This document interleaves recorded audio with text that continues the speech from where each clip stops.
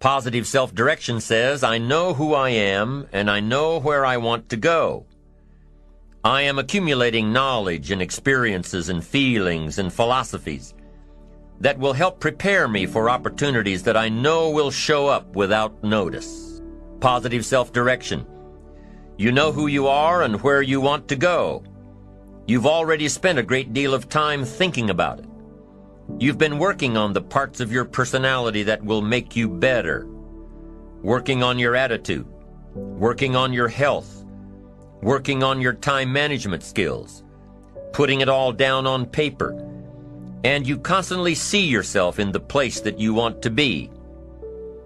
As you talk with yourself every day, how often do you ask, is what I am doing today getting me closer to where I want to be tomorrow?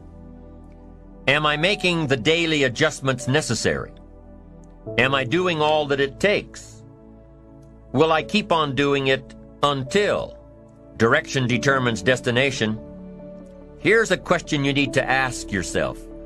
Are all of the disciplines that I'm currently engaged in taking me where I want to go? Are all of the disciplines I am presently engaged in taking me where I want to go? What an important question at the beginning of the month, at the beginning of the week, at the beginning of the day. Because here's what you don't want to ever do: kid yourself. You know, kid your neighbor and kid me and kid the marketplace if you want to, but gosh, you can't kid yourself. With your fingers crossed, hoping you'll arrive at a good destination when you're not even headed that way. You've got to ask yourself often, am I doing the disciplines that are taking me in the direction that I want to go? I don't want to be faked out here and think I'm on the way to financial success when there's not a prayer, not a hope. I don't want to be faked out hoping that there's someone else who's going to take care of it. Take care of me. They're not going to take care of it. They're not going to take care of me. What if all of your negative relatives turn positive? What'll that do for your fortune and your future? Not much. If prices come down a little, what'll that do for your fortune and your future and your sophistication and your culture? What'll that do? Not much. If the economy gets a little better, what'll that do? Answer, not much. If you don't make plans of your own, you'll fit into someone else's plans. And guess what they have planned for you? You're right. Not much. Most people wake up every morning counting on this not much list. And that's why what they have is not much. Not much hope, not much promise, not much progress. They're driving what they don't want to drive, living where they don't want to live, doing what they don't want to do. Forget the thief waiting in the alley to snatch your purse. What about the thief in your mind? Lazy, not stimulated by thoughts and questions. Don't become a victim of yourself. Ask yourself these questions. Is this the direction I want for my life? Is it someone else's direction? Is it a goal that I have been ingrained with since my childhood? Is it my parents' or my spouse's or my boss's or my children's? Is it mine? Ask yourself these questions. Debate them if you will. Debate what will work for you and won't work for you. But most importantly, get into the debate of your inner mind. What am I doing that works? What am I doing that doesn't work? Debate it all. Work with your mind to figure out the best possible direction for you. Your self-direction. You hear stories all the time of kids, middle-class kids, upper-middle-class kids. You hear stories all the time about good kids that are having problems. Their parents are highly successful. They want their kids to be highly successful. But the kids are having problems. Maybe not with their grades, but with how they feel about themselves.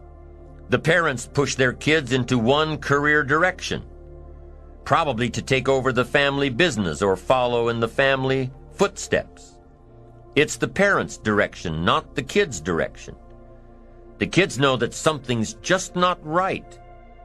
Direction has to be your own, or it can be damaging. So parents, be watchful of how you motivate your children. Give them all of the resources to make their own choices and back them up. Give them the freedom to discover their own direction.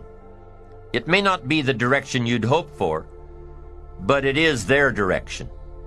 And with their own direction, they will reach their own destination. It just doesn't work out any other way. Now, if you are one of those people who had the revelation that the life and goals you're pursuing are not your own, you can change it. But the change doesn't come overnight. The direction of life can come overnight. A new goal can reach out and grab you in one day, give you the push and the ambition and the momentum to change your course, where you want to be. But the final destination does not happen overnight. It still takes a lot of work. It still takes time for the plans to build, to grow, to run the course. It takes patience. Let's say you have a brilliant idea for starting a new company. What's the first thing you do? You write a business plan and a marketing plan and complete the financial pro formas. You don't expect to have an idea one day and a prospering business the next. No, it doesn't work that way. You've got to take all the right steps, give it care and nurturing and time. Lots of time for your investment to start reaping rewards. You've got to be patient. But here's what does happen. As soon as you turn a new direction, I'm telling you, you've got an excellent chance of a brand new destination. A brand new destination in 3 years, a brand new destination in 5 years. Not a brand new destination tomorrow. A brand new destination that will come just as surely as you follow and adhere to the disciplines required. Now, there are 2 parts to self-direction. Positive self-direction. Part 1, self-knowledge. Self-knowledge is knowing who you are and what you want to do with your life. Self-knowledge is knowing how you feel about yourself. Self-knowledge has a lot to do with your philosophy, and your philosophy has a lot to do with shaping your attitude. How you feel about yourself, how you feel about life, how you feel about your direction, how you feel about others around you. Your attitude. You've got to know. You've got to gather up enough knowledge and information to know what's right for you. How do you gather up information? Well, you can start with your own experiences. The best way to know if something works for you the right way is to do it the wrong way. Now, you can't keep doing it the wrong way. You've got to be smart enough to say, hey, this isn't working, and change it. Start doing it the right way. Then search for the knowledge and apply what's right for you in your life. Develop your own attitudes and philosophies around your own experiences and the experiences of others. Take all of the information you have gathered and compile it, consider it, debate it, tear it apart, turn it upside down. Look at it from your own perspective and refine it to suit you. Rearrange it. Throw some of it out. Keep what you think will work for you. And most importantly, make sure that what you end up doing is the product of your own conclusion. Make sure that the knowledge that you are building is your own self-knowledge. The first component of positive self-direction, self-knowledge. The second component of positive self-direction is self-preparation. Self-preparation, being ready for the opportunities when they show up in your life. Being ready for the sales call that may make you a fortune. Being ready for the meeting that may positively affect your career. Being ready for it all, in expectation that it will come. Now, for those of you who are parents, when you found out that a new member of the family was going to come along in 9 months or so, what did you do? You started getting ready. You started reading the books on how to best handle a baby. You started buying everything you needed to care for the baby. You started asking advice from friends and relatives who've already had a baby or two. You asked questions, defined your parenting style, got ready for a major change in how you live and the hours you keep and the financial obligations you have to live up to. You started getting ready. Well, preparing for your own life is pretty much the same. Defining a goal, planning a goal, knowing that with enough planning and dedication and hard work, you'll meet your goal. You know that it will be tough for the first few years, but the sacrifice is well worth it. So in the meantime, you've got to be ready for it. If you wish to be ruler over many, you've got to be faithful with few. If you wish to have power and influence over many, be the leader of many, and get the return from many. Be faithful when there's just a few. Faithful meaning disciplined. Be disciplined when there are just a few. And in your own enlightened self-interest, that gives you the best chance to be the ruler, or to have power, or to have influence, or to have a place of honor among the many. Be faithful when there's just a few. Someone says, if I had a big organization, I'd really pour it on, but I've just got a few and I don't know where they are. Come on, when you've got just a few, you could know where all of them are. If you've got a few employees, if you've got a few distributors, if you've got a few people, that's the time to sharpen your communication skills of being in touch, getting prepared, giving the most of your heart and soul. That's the time when you just have a few. In your own enlightened self-interest, set up the lines when there's a few. Be totally absorbed when there's just a few. Then you put yourself by reputation and by skill in line, so that when a leadership position opens with the many, you'll be called. Now the same thing goes with your money. Someone says, oh, if I had a fortune, I'd really take good care of it. But I've only got a paycheck, and I don't know where it goes. Wow, did you ever hear that expression, I don't know where it all goes? Did you ever hear that? Oh, we'd love to have you run our company. You don't know where it all goes? Wow, we'd love to have you run the world. It just gets away from you? It just disappears? Come on. Positive self-direction says, in your own enlightened self-interest, pay real close attention to just a few dollars. Really know where they come from and know where they go. Set up the disciplines when the amounts are small, and you'll be on your way to handling it when the amounts are many. Enlightened self-interest, positive self-direction, self-preparation. Be ready for tomorrow by doing all that you can today, setting your goals. Set a goal that will make you stretch for what it will make of you to achieve it.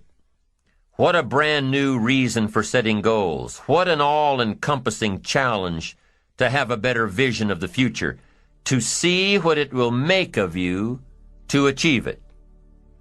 And here's why. The greatest value in life is not what you get.